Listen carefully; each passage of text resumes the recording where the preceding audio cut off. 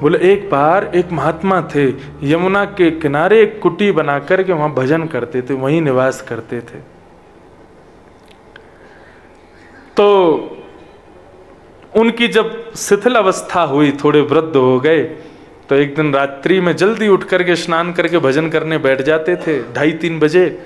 तभी उनको अलग अलग आवाजें आने लगी और उन आवाजों में महाराज जी जो संत थे उन्होंने पूछा, भाई कौन है, कहां से बोल रहे हो, कौन हो? तो उसने बताया कि महाराज मैं एक प्रेत हूं और यमुना जी में एक बार बाढ़ आई थी, हमारा पूरा का पूरा परिवार उस बाढ़ में सोते हुए हमारी मृत्यु हो गई थी। हमारा पूरा परिवार और परिवार के आसपास के गांव के कुछ घर के लोग भी सब प्रेत बन गए हैं। यमुना पल्ली पार हम लोगों का गांव है। हमने अपने कल्याण का बहुत साधन ढूंढा, बहुत वर्षों से हम लोग भटक रहे हैं, हमारा कल्याण नहीं हो पा रहा है। तभी हमको संकेत मिला ठाकुर जी से कि कोई भजनानंदी महात्मा अपने भजन के बल से तुमको मुक्त कर सकता है इस प्रेत योनि से। तो महाराज जी हम आपकी शरण में आए हैं, हमारा पूरा परिवार पूरा वो सब पर आप कृपा करो कि हमारा कल्याण हो जाए। महात्मा बड़े सरल सहज रात्रि भर सोए नहीं, भजन करते रहे ठाकुर जी का। बोले मैं विचार करता हूं क्या करना है।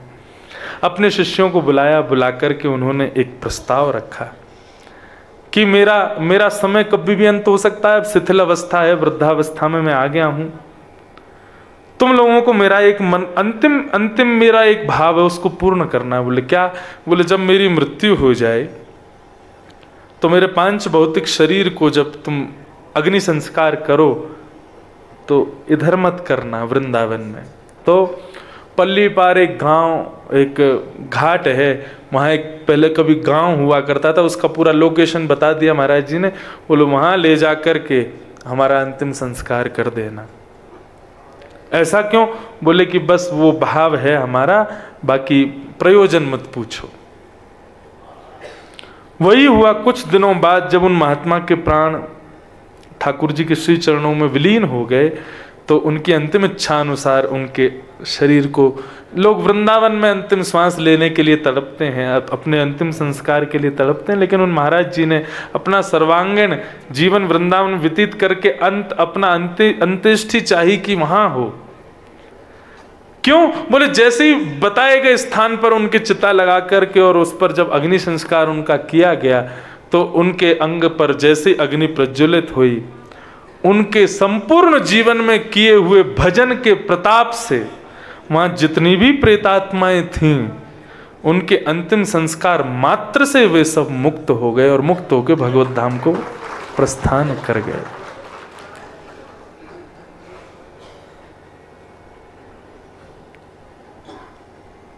मुक्त हो गए। और इतना ही नहीं, जब उनके शिष्यगण वापस लौट करके आ गए गुरु जी का संस्कार आदि करके, तो फिर से रात में प्रेतात्माओं की आवाज आई। तो शिष्य को एक को पता था कि गुरु जी का प्रयोजन क्या था। उसने कहा अब क्या हुआ, अब तो हमने संस्कार कर दिया वहां पर, तुम सब लोग मुक्त हो गए हो, अब क्यों रो रहे हो? तो फिर वो प्रेतात्मा बोले मेरा पूरा परिवार मुक्त हो गया, मैं कहीं घूमने चला गया था, मैं रह गया, मेरा कल्याण और करवाओ। बोले अब तुम्हारे कल्याण के लिए क्या हम अपने प्राण त्याग दें? क्या करें बताओ? हमारे गुरुजी ने वृंदावन छोड़ दिया तुम्हारे पूरे गांव के लिए, वहां जाके अपने अंत्येष्टि करवाई, अब उनकी गलती, तुम घूमने चले गए थे। बोले भगवान मेरा पूरा परिवार चला गया, मैं अकेला कहाँ रहूंगा, मुझ पर भी कृपा करो। बोले कैसे संभव हो सकता है? बोले आपके गुरुजी के भजन का बल इतना था कि वो एक पूरे गांव क्या पूरे विश्व के लोगों की मुक्ति के सहायक बन सकते हैं। तो क्या करना है बताओ? बोले कि कुछ लकड़ियां ले जाकर के जहां गुरुजी की अंत्येष्टि हुई थी ना, वहीं पर सादा लकड़ियां जला दो, तो उनकी जो राख है ना उनके अंग की, वो राख का स्पर्श जब उस अग्नि से होगा, फिर जो प्रज्वलित होगी अग्नि और उसका जो धुआं होगा, उससे मैं मुक्त हो जाऊंगा। तब उनके शिष्य ने जाके 2-4 लकड़ियां गुरुजी की जहां अंत्येष्टि हुई वहीं पर रख करके उसमें अग्नि प्रज्वलित की। राख का स्पर्श होते ही अग्नि में जब धुआं प्रकट हुआ तो उस भाव से वो बची हुई प्रेतात्मा भी मुक्त होकर के प्रस्थान कर गई। ये है भजन का प्रताप। हमारा भजन केवल हमारा कल्याण नहीं करता, ना जाने कितनों का कल्याण करता है। हमारा कथा सुनना, हमारा भजन करना, हमारा तिलक लगाना, तीर्थ यात्रा करना, ये केवल हमारा कल्याण नहीं है, ना जाने कितनों का उत्थान है इससे। लोग कहते हैं आप भजन कीर्तन में लगे रहते, जगतोत्थान के कार्य किया करो जिससे जगत का उत्थान हो। ऐसे अरे इससे बड़ा जगतोत्थान क्या होगा? सब भगवत प्राप्ति करते हैं एक व्यक्ति के भजन करने से। इसलिए कवि नाम के योगेश्वर ने 3 उपाय बताए। पहला उपाय बताया, अपनी प्रत्येक इंद्रिय से हरि स्मृति रखो, स्मृति उनको कभी भूलो मत। और दूसरा भाव बताया, जो कुछ भी करो उसका पुण्य ठाकुर जी को दे दो। और तीसरा उपाय बताया, आंखों के आगे दिखने वाले प्रत्येक जड़ चेतन वस्तु में ठाकुर जी का अंश मान करके प्रणमे दंडवत उसको प्रणाम करो। ये प्रथम प्रश्न के उत्तर हैं। इसी से कल्याण होगा मानव का, यही कल्याण का कारण बनेगा, यही कल्याण का साधन बनेगा, इसी से कल्याण होगा। आगे राजा निमि ने दूसरा प्रश्न किया है। प्रथम प्रश्न समझ में आ गया, उत्तर सबको आ गया, नहीं भी आया हो तो स्मृति रख लेना। दूसरा प्रश्न क्या कर रहे हैं? हम लोगों के लिए बहुत उचित प्रश्न है ये। राजोवाच अथ भागवतं ब्रूत यद्धर्मो यद्दृशो नृणाम् यथा चरित यद्ब्रूते यैर्लिंगैर् भगवत प्रिय। आप लोगों को एक होमवर्क दे दूं? कमरा में बैठे बैठे क्या कर रहे हो? माना एक दिन घुमाओगे, एक दिन चरण पादुका, उसके बाद क्या करोगे? कुछ तो है नहीं करने को। एक बार दर्शन करो, दिन में कथा सुनो, बाकी का खाली समय क्या करोगे? होमवर्क लो। होमवर्क क्या है? जो भी यहाँ पर ये नवयोगेश्वर में जो राजा निमि प्रश्न करेंगे और फिर इनके जो योगेश्वर उत्तर देंगे, उन उत्तरों का एक सारभूत हर व्यक्ति को लिखना है। बहुत बड़ा दायित्व दे रहे हैं हम आपको। उसका सार, उसका कंक्लूजन आपने क्या निकाला? लास्ट वाले दिन फिर मैं अपने सारे 9 योगेश्वरों की 9 बातों का कंक्लूजन मैं अपना दूंगा। मैं भी होमवर्क करूंगा, आप लोगों को भी करना है। और विश्राम दिन जिस दिन होगा यहाँ कथा का 28 तारीख को, उस दिन मेरे पास में कम से कम 25-30 लोगों के पत्र आने चाहिए, जिसमें 9 योगेश्वरों के भाव और उनके जो आपको उनसे क्या सीखने को मिला, या उसमें आप अपना और भाव जोड़ो और क्या हो सकता है इसका उत्तर। इस पर थोड़ा मनन चिंतन करके अपने भाव प्रस्तुत करो, मुझे बताओ। विश्राम वाले दिन एक दूसरे का होमवर्क एक दूसरे को सुनाएंगे, सबको कुछ ना कुछ अच्छा मिलेगा, कुछ नया मिलेगा, कुछ नई स्मृति लेकर के जाएंगे। इसलिए ये करना, ठीक है? खाली मत बैठना कमरे में जाके।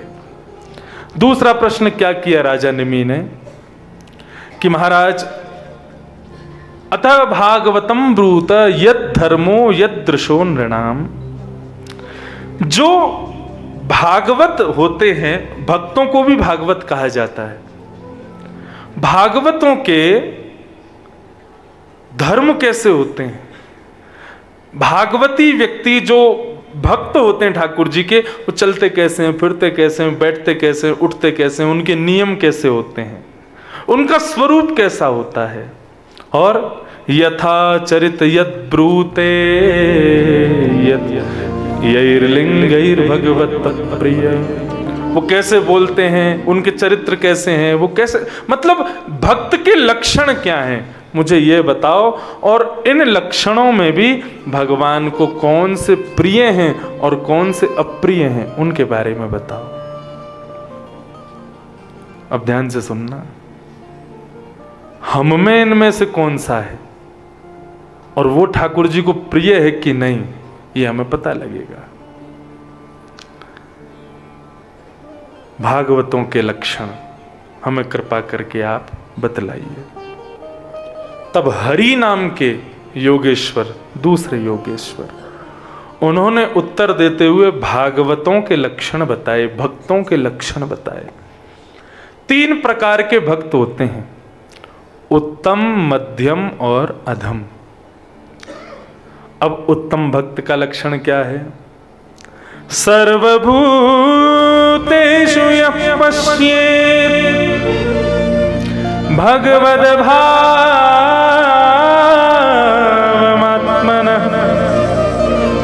भूतानि भगवत्यात्मन् येष भागवतोत्तमः। बहुत ध्यान से सुनो सब लोग। उत्तम भागवत के, उत्तम भक्त के लक्षण क्या है? सर्वभूतेषु यः पश्येत् भगवद भावमात्मनः भूतानि भवत्यात्मन् एष भागवतोत्तमः। उत्तम भागवत का लक्षण है वो जब सबको देखता है, वो जब सबको देखता है तो सब में ठाकुर जी को देखता है। जैसा कि मैं अभी बता रहा था, अपने आंखों के आगे दिखने वाले व्यक्ति को उसके रूप, उसके गुण, उसके स्वभाव से प्रसन्न हो जाया करो। वाह लाल जी आज बड़े ऐसे रूप में आए हो हैं। कोई बहुत चतुर आ जाए सामने तो उसको देख के यूं ही कहना, हाँ चतुर क्यों नहीं हो गए, चतुरानंद को आपने बनाया तो आपसे बड़ा चतुर कौन होगा।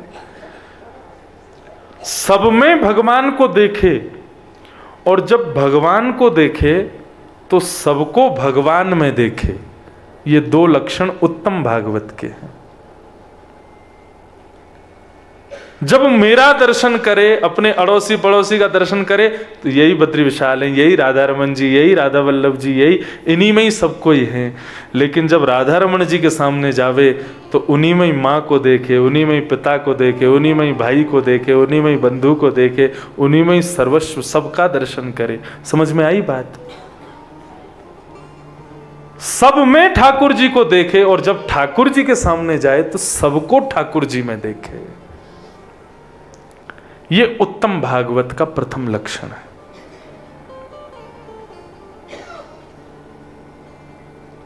जाके सिर मोर मुकुट मेरो पति सोई,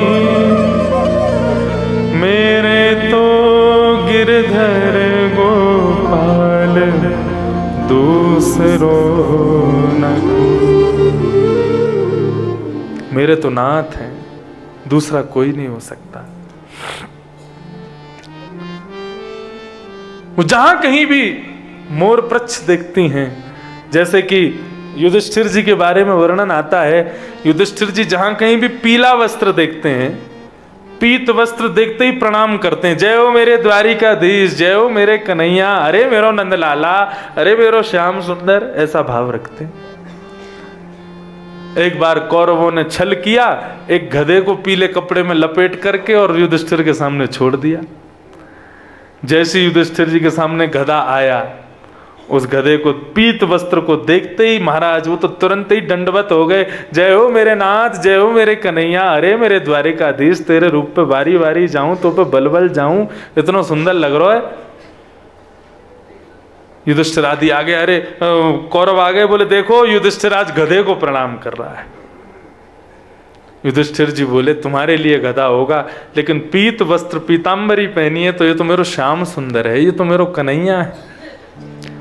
दुर्योधन बोले अरे मूर्ख, इसको मैंने पीला वस्त्र पहना है। बोले कुछ भी हो, मेरा विश्वास है कि ये मेरा कन्हैया है। बोले अच्छा हटा के दिखाऊं वस्त्र? बोले दिखा। जैसे ही वस्त्र हटाया महाराज, था तो गदाई, लेकिन युधिष्ठिर जी के विश्वास के प्रभाव से त्रिभंग लली द्वारिकाधीश वहां प्रकट हो गए। सर्वभूतेषु यह पश्येत, मतलब कैसे देखना है? ऐसा नहीं, ये तो असंभव है कि मैं सब में भगवान को देख लूं। ठाकुर जी के गुण जब सुनते हो ना कथा में, उन गुणों को दूसरों में देखो। ये वाला गुण जिसमें हो, जैसे बहुत सहज है, कोई यदि सांवला हो, बेचारे का रंग थोड़ा सा डार्क कॉम्प्लेक्शन हो, तो उसको देख के होगा वाह कन्हैया, ऐसा ही दिखता होगा जब कन्हैया घूमता फिरता होगा। तो कोई नटखट बालक को देखो, चुलबुले बालक को देख के तो हमारे मन मुख से अपने आप सहज निकलता है, ये तो कन्हैया है तुम्हारा पूरा, इतना उधम मचावे। हम उसके गुण के रूप पर उसमें कृष्ण का दर्शन कर लेते हैं। बालकों में ठाकुर जी का दर्शन सहज हो जाता है, मानवों में क्यों नहीं होता? क्योंकि हमको केवल अवगुण ही दिखता है। उसके अंदर जो गुण हैं उनमें ठाकुर जी का भाव मान करके उसमें ठाकुर जी को देखो, ठाकुर जी का भाव रखो।